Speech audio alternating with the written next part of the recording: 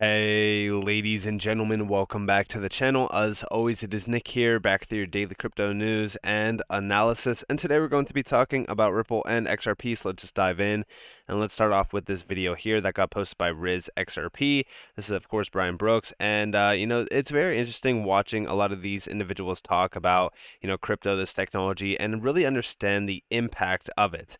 I can't speak too much on the inception of the internet just because I was not old enough at the time of the inception of the internet, but I did grow up on it, and I have seen almost every single aspect of everyday life impacted by it. We have seen a rise of social media platforms. We have seen a rise of, digital apps, digital wallets.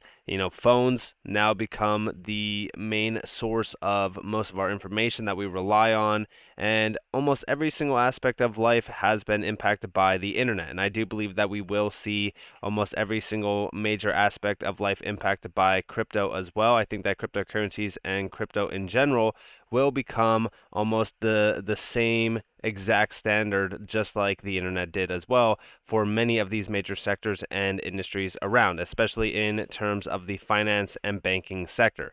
So let's actually listen in real quick to this video, and we will kind of come back to it. And yeah, let me just play it real quick for you guys. When a technology comes along and says, those things that your business is built on, those actually weren't permanent. Those were just transient features of a pre-technological age, and we can solve those problems and we don't need that anymore. Well, the incumbents get very worried by that. And we have analogies in our lifetime where I think we remember this, right? So if you think about the original internet, and you think about the fact that the original Brian, they're too young. Well, I mean, the lights are bright. I thought I saw one person. I think Jim Asperger's out there. He's old enough because I knew him then. Okay. If you think about the original internet, in 1996, the internet came within one vote in Congress of being treated like a telephone company, right? There was a real debate about whether the internet should be regulated like a common carrier, and it almost was that way. And the reason for that is that the common carriers were super worried that long-distance phone calling and all kinds of other things, that whole business model was going to be ruined by the internet. And it was, to all of our benefit.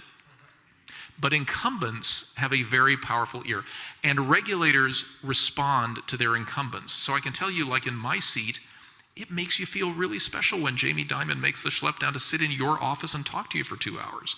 But that happened to me every month. It was really amazing. Like, oh my God. And the normal incentives you have when you're in that seat are the incumbent charter holders of whether they're state banks like Yelena or national banks like me or whatever, is I want these guys to be happy. These guys are my customers. In fact, in a prior era, some bank regulators did refer to banks as their customers. So when you have a technology that is going to destroy or at least disintermediate an incumbent, regulators are going to have, on average, I think we were a little bit different, but on average, it's going to be hard for them to embrace it. So is the US anti-innovation? I mean, no one would say that they're anti-innovation, but they would all be super scared of banks going away or whatever their constituency was. Incumbency is really powerful. And this is a big aspect that I always focus on with XRP, because what Ripple is trying to do is disrupt the entire financial system. It would disrupt the entire food chain that a lot of these incumbents around the financial and the banking sector really kind of rely on. So as we really kind of watch this sort of big show unfold before our eyes around the SEC, I want you all to understand that the technology that a lot of these assets in the space do hold, and even XRP itself, it is extremely fearful for the banks and the incumbents around finance itself. Now, with this, why am I bringing this back up, and why are we addressing this? Well, it's the idea of the SEC, right? We know that this XRP lawsuit is 100% vital for the future of crypto. This could change the entire precedent around this entire asset class and could ultimately open the door for trillions of dollars to pour in overnight. That's right, trillions of dollars to pour in overnight, because I've always said that regulations are one of the biggest obstacles to mass adoption around crypto. And I do believe that this is coming very, very soon. I believe that we will see mass financial institutional grade adoption happening, and we will see trillions of dollars pour in overnight. But first, we need to focus on the big picture in front of us. Now, what is that big picture? Well, it's the SEC's warpath. So we do see here from Anderson, he is quoting Bitcoin Archive, and we do see new Bitcoin is the only cryptocurrency that is a commodity, the CFTC chair. And we do see sounds like the SEC might prepare to go after Ethereum. And we actually have a breakdown of the entire Ethereum ecosystem over here. Now, the market cap of the entire Ethereum ecosystem is at $386 billion. Everyone is focused on the collapse of Tether, which is sitting at about a $65.4 billion market cap. I want you guys to understand that if they regulate Ethereum, and if they go after Ethereum fully, this could cause a contagion effect like no other. This would be much larger than Tether, just to give you guys a quick insight. Now, you could scroll through here and see all of the major ERC20 tokens.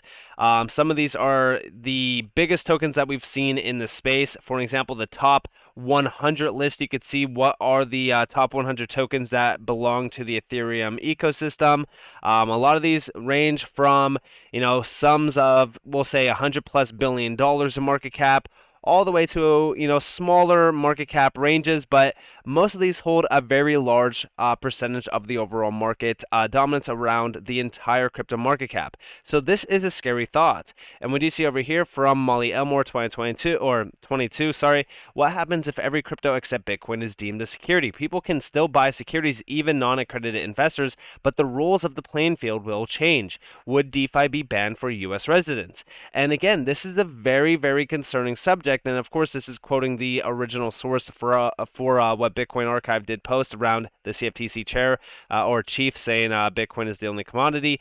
It's very, very interesting on what's happening around regulations within the United States, especially around crypto. We know that overseas, like the United Kingdom, for an example, are extremely reliant on the future of crypto and also crypto technology. We do see over here from Johnny Dean, he's actually quoting Bitcoin Archive, and we do see meantime in the United States, and we do see from Bitcoin Archive, just in FTX collapse won't diminish the UK ambition to become a global cryptocurrency center, the UK Economic Secretary. And again, when we look at what is happening around crypto and also around what the UK is doing, the UK is moving extremely fast forward to a crypto-driven society. I do believe that crypto will lay the rails for the future infrastructure. But the problem here is, what is the US trying to do? What is the US going after here? Well, I could tell you what they're going after. Control. Because just like this video by Brian Brooks, they see the value proposition behind crypto. They understand that control will be lost if crypto achieves its goal. A lot of these crypto-driven assets like XRP as a currency, right? We look at the power behind XRP as a currency for retail use. I could send somebody XRP in 3 to 5 seconds, and they could convert XRP over to the US dollar very, very fast, very easy, and it's frictionless. But when we look at XRP as a settlement mechanism, as well as a liquidity source bridge currency on the Ripple network, then things change, right? Because XRP is not just a typical digital currency in crypto anymore. No, its utility is extremely vast, and its value proposition is a much larger value than just, okay, I could send somebody XRP, because that's what Bitcoin is. They understand that Bitcoin will never work like XRP. They understand that Bitcoin is too inefficient as a currency to disrupt the banking sector. I know that that is the opposite of what major Bitcoin maxis will tell you. Bitcoin maxis will tell you that Bitcoin is the only one. Bitcoin has solved this. Bitcoin is this. Bitcoin is that. But I want you to all understand that we've seen studies in the past, we've seen trials with Bitcoin in the past that have come to the realization that, hey, Bitcoin is too inefficient to be utilized in the financial sector at the scope and at the scale of something like XRP. Because again, I've broken it down many times in the past on how large of a valuation XRP technically should have because of its potential and its power behind that mechanism of on-demand liquidity. Now, I want to take you ahead to this tweet here from Crypto Law, and this is centered on the SEC, and this is actually a post from Rosalind Layton, and we do see from today's column in Forbes by Rosalind Layton, she gets to the crux of why Gary Gensler is lost at sea on crypto, and if he doesn't change course, another FTX is going to happen. I would argue that we're probably going to see a lot more collapses within crypto.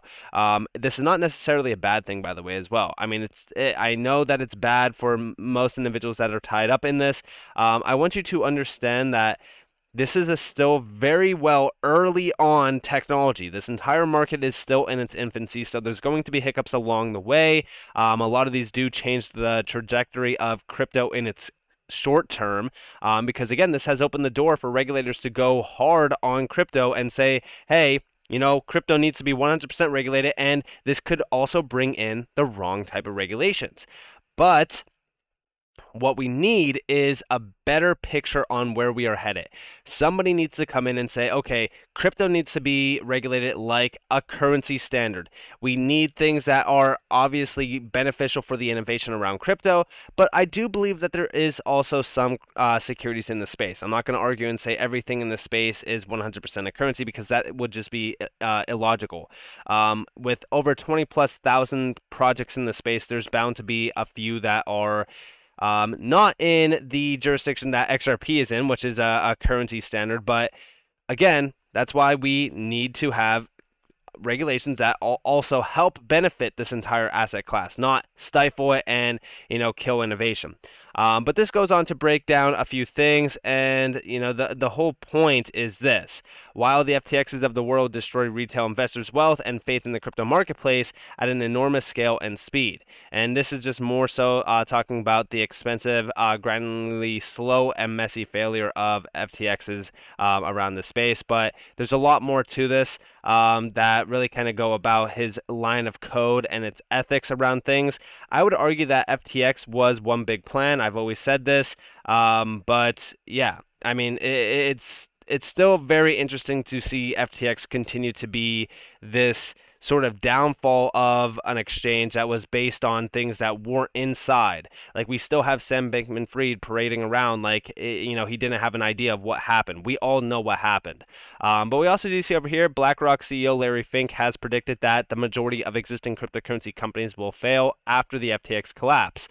Again, when we look at things happening around crypto, by the way, shout out to XRP Crypto Wolf for this, but when we look at crypto right now, and as we look at what has happened from the FTX situation, I would argue that a lot of these companies that we are seeing in this post could also be tied to the Ethereum regulation standard. If we do see Ethereum targeted, and if we do see Ethereum's currency or security basis argued, we could ultimately see Ethereum be killed and fully stifled. Why? Well, because we know Ethereum had an ICO. We know that Ethereum is still undergoing upgrades. We know that the move to proof of stake was a big red flag for the Ethereum Foundation. So when we look at Ethereum, there's a ton of companies tied to Ethereum. So the contagion effect of something like Ethereum being targeted would cause a catastrophic event in crypto. So, with that being said, I do hope that you guys enjoyed the video. If you guys definitely leave a like, subscribe, to notifications on, because I'm a free content. You guys are more than welcome to follow me on Twitter and join the free Discord down in the description below. As always, up to you all. Have a beautiful day, beautiful night, wherever you guys are on this. Before this, been Nick. Peace out, guys.